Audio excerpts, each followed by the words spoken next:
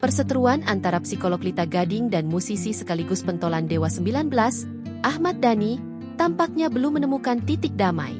Setelah saling lapor ke pihak kepolisian terkait dugaan pencemaran nama baik, kini konflik keduanya merembet ke ranah yang lebih luas. Pada Jumat, 31 Oktober 2025, kemarin, Lita Gading bersama kuasa hukumnya, Christian Sihite, terlihat mendatangi Polda Metro Jaya untuk menjalani pemeriksaan sebagai saksi. Christian menjelaskan bahwa kehadiran mereka merupakan bagian dari proses hukum atas laporan yang telah dibuat terhadap Ahmad Dhani.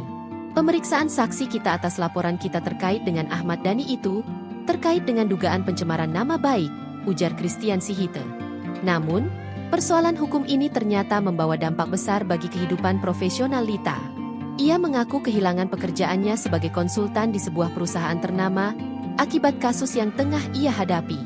Dengan nada kecewa, Lita mengungkapkan bahwa dirinya diberhentikan karena perusahaan tak ingin berurusan dengan karyawan yang tengah tersangkut proses hukum. Saya di-stop sebagai konsultan karena menyangkut kasus hukum. Jadi saya diberhentikan oleh perusahaan saya. Kan kurang asem. Itu merugikan saya banget. Ungkap Lita Gading dikutip Tribun News dalam YouTube Slap to Bed, Minggu, 2 November 2025.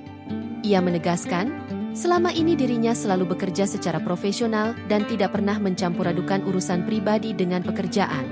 Namun, keputusan perusahaan sudah bulat. Saya kerja profesional. Tapi gara-gara laporan itu, perusahaan langsung ambil sikap. Mereka bilang gak mau ada nama karyawan yang tersangkut kasus pidana. Saya rugi miliaran, tambahnya. Download Tribun X sekarang.